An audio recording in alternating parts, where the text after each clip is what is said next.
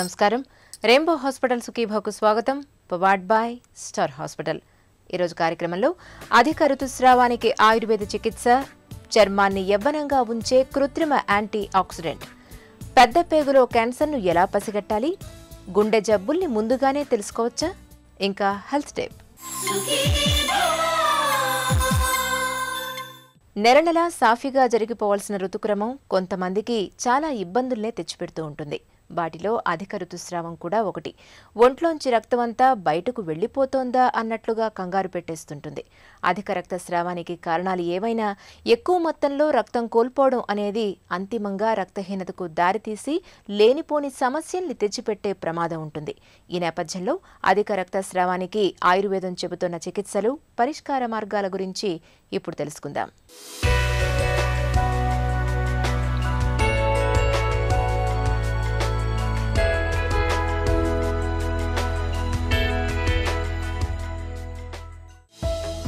నెలనెలా సహజంగా జరిగిపోవాల్సిన ఋతుచక్రం కొంతమందికి చాలా చిక్కుల్ని తెచ్చిపెడుతుంటుంది.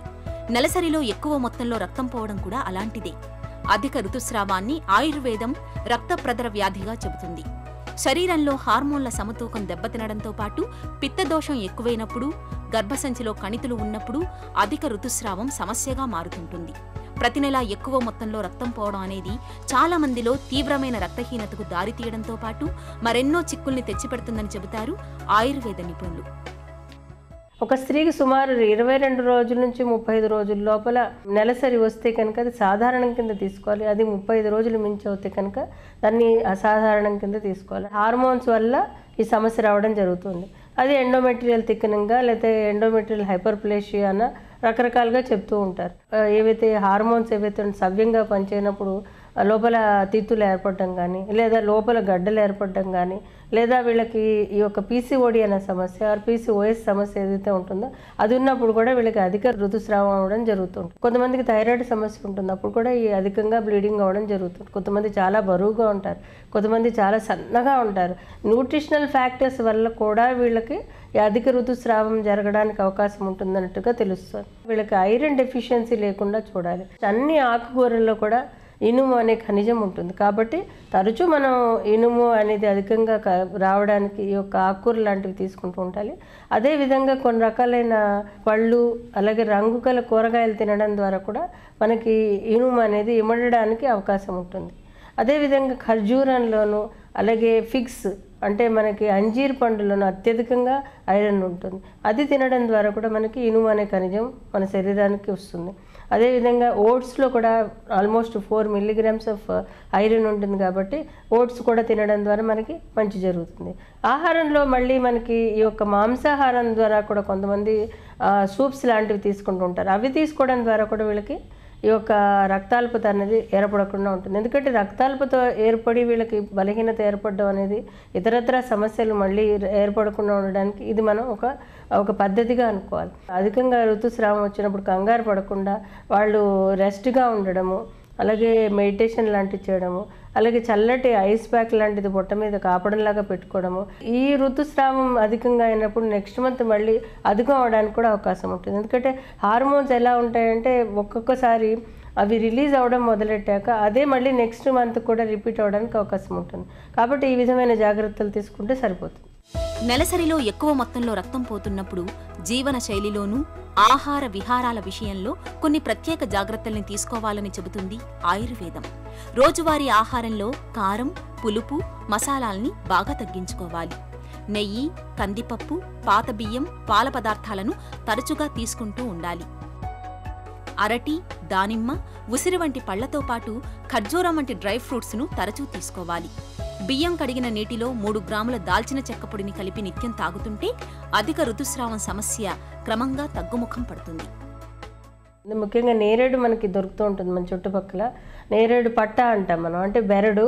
దాన్ని మీరు దంచేసి కచ్చాపచ్చాక దాన్ని కషాయంగా కాచి ఆ కషాయాన్ని ప్రతిరోజు పొద్దున్న ఒక 30 ml, సాయంత్రం ఒక 30 ml కొంచెం పంచదార వేసి కానీ లేదంటే తేనె కానీ వేసి కానీ పుచ్చుకుంటే కనుక చాలా బాగా పనిచేస్తుంది. అదేవిధంగా లొద్దుగా 2 రకాలుగా దొరుకుతుంది. లొద్దుగా తీసుకున్నా కానీ చాలా బాగా పనిచేస్తుంది. అదేవిధంగా తుమ్మ చెక్క కూడా చాలా చక్కటి ఔషధంగా చెప్పారు. ఒక్కొక్కసారి ఏమవుతుందంటే బ్లీడింగ్ అధికంగా అయినప్పుడు సెల్స్ కాంట్రాక్ట్ అవ్వవు. అలాంటప్పుడు కూడా బ్లీడింగ్ అధికం అవడం జరుగుతుంది. అంటే హార్మోన్ సంబంధం లేకుండా బ్లీడింగ్ అయ్యే వాళ్ళు కూడా ఉంటారు. అలాంటప్పుడు ఈ తుమ్మ చాలా చక్కగా పనిచేస్తుంది. తుమ్మని ఏం చేయాలంటే ఆ చెక్కని కచ్చాపచ్చగా దంచి దాన్ని మీరు కషాయంగా కాచి ప్రతిరోజు పొద్దున్న సాయంత్రం తీసుకుంటూ కూడా చాలా చక్కగా పనిచేస్తుంది. అదేవిధంగా చందనం మనకి దొరుకుతూ ఉంటుంది. చందనం, ఎర్ర చందనం కానీ తెల్ల చందనం కానీ. అంటే ఈ యొక్క సమస్యకి తెల్లచందనం చక్కగా పనిచేస్తుంది.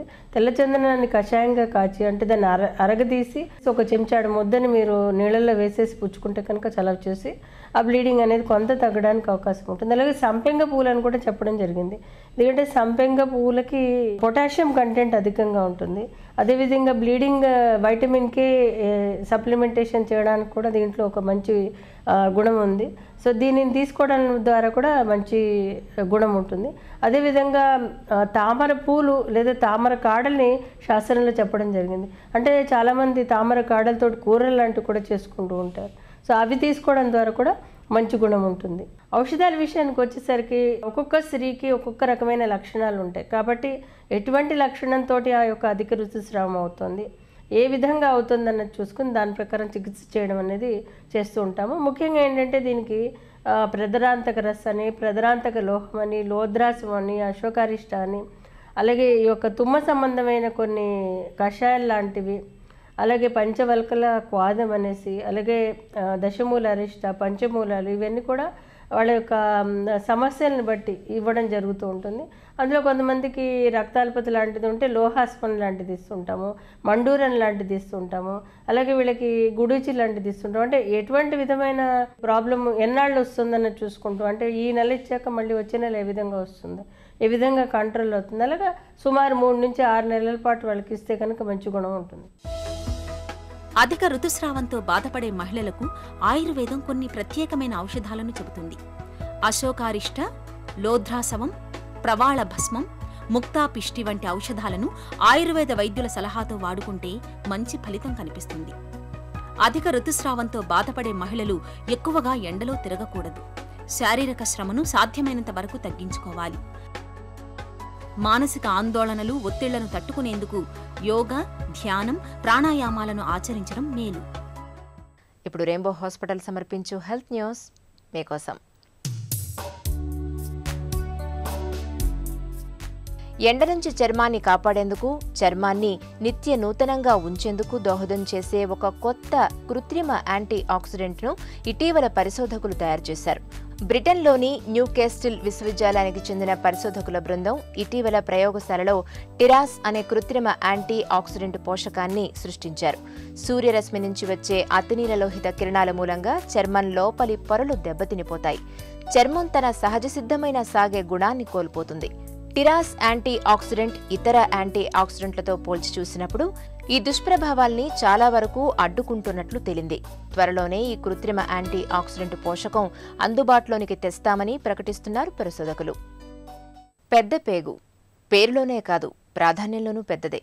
పేరుకు పెద్దదైనా ఉండేది మాత్రం జీర్ణ వ్యవస్థలో ఎక్కడో చిట్ట చివరన ఉంటుంది. అయినా పెద్ద పేగు ప్రాధాన్యాన్ని తీసిపారేలేం. సాధారణ నీళ్ల విరేచనాలు మొదలుకొని ప్రమాదకరమైన క్యాన్సర్ల వరకు ఎన్నో రకాల సమస్యలు పెద్ద పేగులో కనిపిస్తూ ఉంటాయి. మరి వీటన్నింటినీ ముందుగానే ఎలా గుర్తించాలి? పెద్ద పేగులో విపత్తుల్ని ముందుగానే పసిగట్టేందుకు ఏం చేయాలో ఇప్పుడు తెలుసుకుందాం.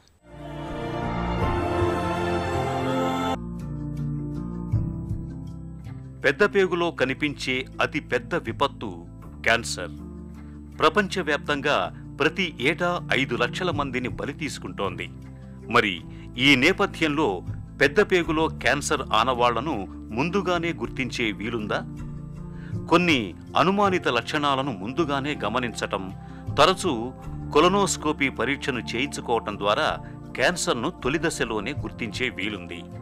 50 ఏళ్లు దాటాక విసర్జక అలవాట్లలో ఏవైనా మార్పులు కనిపిస్తున్నప్పుడు, మల విసర్జన సమయంలో రక్తం పడుతున్నా, మలబద్ధకం తీవ్రంగా ఉన్నా, లేదా ఆగకుండా నీళ్ల విరేచనాలు అవుతున్నా, ఈ 2 సమస్యలు ఒకదాని తర్వాత మరొకటి కనిపిస్తున్నా, తరచూ కడుపులో నొప్పి, మల విసర్జన తర్వాత కూడా ఇంకా అక్కడ కొంత మిగిలే ఉన్నట్లు అనిపించటం, క్రమంగా బరువు తగ్గటం, ఈ లక్షణాలన్నీ లేదా వీటిల్లో కొన్ని కనిపించినప్పుడు డాక్టర్ను తప్పనిసరిగా సంప్రదించాలి.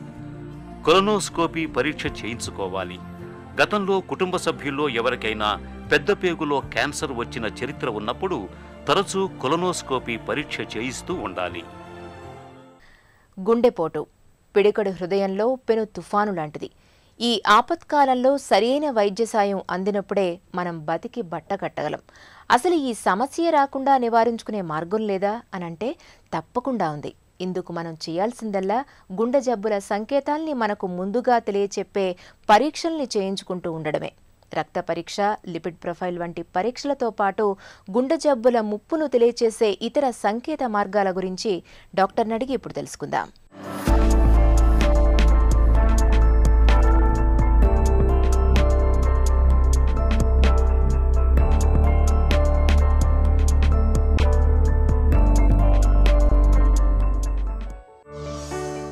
గుండె జబ్బులు వచ్చే వరకు వాటిని తెలుసుకోలేమనే నమ్మకం నిజమేనా?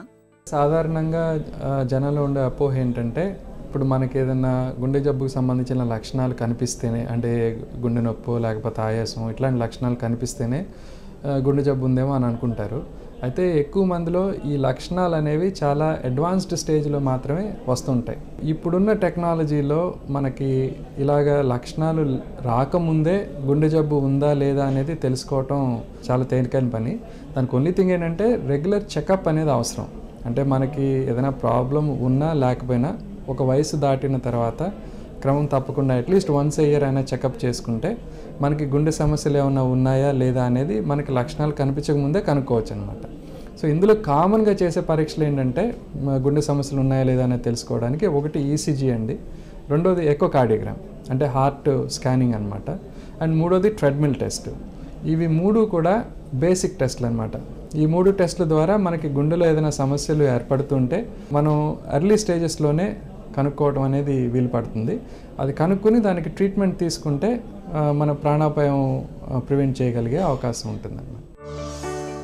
తరచూ రక్త పరీక్షలు చేయించుకోవటం ద్వారా గుండె జబ్బుల్ని తెలుసుకోవచ్చా? ఎవ్రీ ఇయర్ జనరల్ చెకప్ చేసినప్పుడు కానీ లేదా మామూలు రొటీన్ చెకప్ చేసుకున్నప్పుడు కానీ గుండె జబ్బు ఉందా లేదా అనేది కనుక్కోవటం ఒక ఇష్యూ అండి.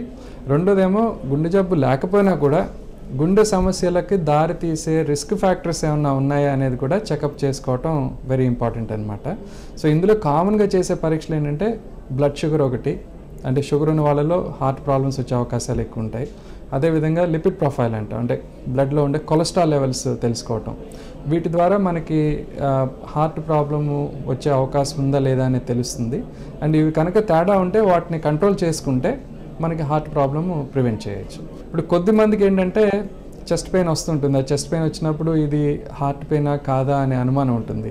సో అటువంటి వారిలో అది హార్ట్ పెయిన్ అవునా కాదా అనేది తెలుసుకోవడానికి కూడా కొన్ని రక్త పరీక్షలు ఉంటాయి. లైక్ కామన్గా చేసే పరీక్షలు కార్డియాక్ ఎంజైమ్స్ అంటాం, అంటే ట్రోపోనిన్ అని, సిపికే అని. సో ఇటువంటి రక్త పరీక్షల ద్వారా ఈ ఛాతిలో వస్తున్న నొప్పి హార్ట్ పెయిన్ అవునా కాదా అనేది మనం నిర్ధారించుకోవడానికి రక్త పరీక్షలు హెల్ప్ చేస్తుంటాయి. తరచూ లిపిడ్ ప్రొఫైల్ చేయించుకుంటే గుండె జబ్బులు ముందుగానే తెలుస్తాయా? కొలెస్ట్రాల్ లెవెల్ అనేది బాడీలో ఎంత ఉందనేది చాలా ఇంపార్టెంట్ పారామీటర్ అండి. అంటే హార్ట్ ప్రాబ్లము, గుండె సమస్యలు రావడానికి కొలెస్ట్రాల్ అధికంగా ఉండటం ఒక ముఖ్యమైన కారణం అనమాట. ఇప్పుడు లిపిడ్ ప్రొఫైల్ అనేది ఉంటుంది అనమాట. లిపిడ్ ప్రొఫైల్లో మనం కామన్గా చెక్ చేసేది ఏంటంటే ఒకటి టోటల్ కొలెస్ట్రాల్, రెండోది ఎల్డిఎల్ కొలెస్ట్రాల్ అంటే ఇది చెడు కొలెస్ట్రాల్ అనమాట, మూడోది ట్రైగ్లిసరైడ్ లెవెల్స్, విఎల్డిఎల్, ఇవన్నీ కూడా చెడు కొలెస్ట్రాల్ అనమాట, bad cholesterols. And HDL cholesterol అని ఉంటుంది, అది గుడ్ కొలెస్ట్రాల్ అనమాట. సో లిపిడ్ ప్రొఫైల్ అంటే ఈ కొలెస్ట్రాల్ అన్నీ కూడా ఏ మోతాదులో ఉన్నాయి మన బ్లడ్లో అనేది చెక్ చేస్తుంటాం. సో ఇందులో మంచి కొలెస్ట్రాల్ తక్కువ ఉన్నా లేదా చెడు కొలెస్ట్రాల్ ఎక్కువ ఉన్నా కానీ అది గుండె సమస్యలకి దారితీసే అవకాశం ఉంటుంది. సో ఇటువంటి వాళ్ళలో డైట్, ఎక్సర్సైజు చేసుకోవడం ద్వారా కొంతవరకు ఈ కొలెస్ట్రాల్ లెవెల్ తగ్గించుకోవచ్చు. కొంతమందిలో మరీ ఎక్కువ ఉంది కొలెస్ట్రాల్ లెవెల్ అనుకుంటే మందులు వాడుకోవచ్చు. ఏ రకమైన కొలెస్ట్రాల్లో తేడా ఉందనే దాన్ని బట్టి దానికి అవసరమైన మందులు సరైన మోతాదులో వాడుకుంటే ఈ కొలెస్ట్రాల్ కంట్రోల్ చేసుకోవచ్చు. అలా కంట్రోల్ చేయడం ద్వారా గుండె సమస్యలు వచ్చే అవకాశాన్ని తగ్గించుకోవచ్చు. నడుము చుట్టుకొలత పెరగటం గుండె జబ్బుకు సంకేతమా? కొంతమందిలో ఏంటంటే ఓవరాల్ వెయిట్ ఎక్కువ ఉండకపోవచ్చు, అయితే వాళ్ళకి అబ్డామినల్ ఒబేసిటీ అంటాం, అంటే బాణపొట్ట అనేది ఉండొచ్చు అనమాట. సో ఇట్లాంటి వాళ్ళలో కూడా హార్ట్ ప్రాబ్లమ్స్ వచ్చే అవకాశాలు చాలా ఎక్కువ ఉంటాయి అన్నమాట. సో ఓవరాల్ వెయిట్ నార్మల్గా ఉన్నా కూడా ఇలా కడుపు దగ్గర క్రొవ్వు పెరిగిపోవడం ద్వారా ఇటువంటి వాళ్ళలో హార్ట్ ప్రాబ్లం వచ్చే అవకాశం ఎక్కువ ఉంటుంది. సో వీళ్ళలో కామన్గా చూసేది ఏంటంటే వేస్ట్ హిప్ రేషియో అని ఒకటి చూస్తామండి. వేస్ట్ అంటే సుమారుగా మన బొడ్డు లెవెల్లో ఉండే కడుపు చుట్టుకొలత ఎంత ఉంది అనేది, అండ్ హిప్ అంటే కింద తొంటి దగ్గర ఎంత ఉంది అనేది మెజర్ చేసి ఆ రేషియో కనుక 0.85 కంటే ఎక్కువ ఉంటే ఇటువంటి వాళ్ళలో హార్ట్ ప్రాబ్లం వచ్చే అవకాశం ఎక్కువ ఉంటుంది. అంటే వాళ్ళు ఎక్సర్సైజ్, డైట్ ఇవన్నీ చేసి కడుపులో పెరిగిపోతున్న కొవ్వు అనేది తగ్గించుకోవడం, ఓవరాల్ వెయిట్ తగ్గించుకోవడం అనేది చేస్తే మంచిది అనమాట. బట్ ఒక్కోసారి మనకి ఇలా వేస్ట్, హిప్ ఇవన్నీ మెజర్ చేయటం టెక్నికల్గా కొంతమందికి ఇబ్బంది ఉండొచ్చు.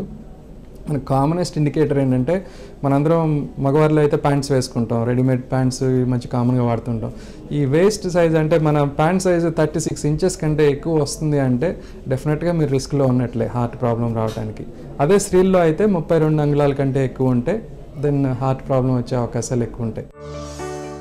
గుండె జబ్బులను నివారించుకునేందుకు ఎలాంటి జీవన శైలిని ఆచరించాలి? One of the important parameters exercise అండి. రోజు కనీసం ఒక అరగంట పాటు, వారంలో కనీసం ఒక 5 రోజులు ఏరోబిక్ ఎక్సర్సైజెస్ అంటే వాకింగ్ లాంటివి కానీ, జాగింగ్ లాంటివి కానీ, స్విమ్మింగ్ లాంటివి కానీ, లేదా ఇతర గేమ్స్లో కానీ, స్పోర్ట్స్ యాక్టివిటీస్ ఇటువంటివి చేయటం ద్వారా హార్ట్ ప్రాబ్లం ప్రివెంట్ చేసుకునే అవకాశం ఉంటుంది. రెండోది ముఖ్యమైన జాగ్రత్త ఏంటంటే మనం తీసుకునే ఆహారంలో ఫ్యాట్ కంటెంట్ అనేది తగ్గించుకోవాలి. అంటే ఎక్కువగా క్రొవ్వు ఉండే పదార్థాలు, వెన్న, మిగడ, పిండి వంటలు, ఫ్రైడ్ ఫుడ్, ఈ ఫాస్ట్ ఫుడ్స్, మన పిజ్జాలు, బర్గర్లు, ఇవన్నీ కూడా కొంతవరకు తగ్గించుకుంటే మనకి హార్ట్ ప్రాబ్లం వచ్చే అవకాశం తగ్గుతుంటుంది అన్నమాట. వీటితో పాటు మనం వీలైనంత ఎక్కువగా ఆకుకూరలు తీసుకోవటం, ఫ్రూట్స్ ఎక్కువ తీసుకోవటం, ఇవి చేయటం ద్వారా మనకి హార్ట్ వచ్చే సమస్యలు చాలా వరకు తగ్గుతాయి. వీటితో పాటు స్మోకింగ్ చేసేవారు పొగ తాగడం మానేయటం వల్ల హార్ట్ ప్రాబ్లమ్స్ వచ్చే అవకాశాలు తగ్గించుకోవచ్చు.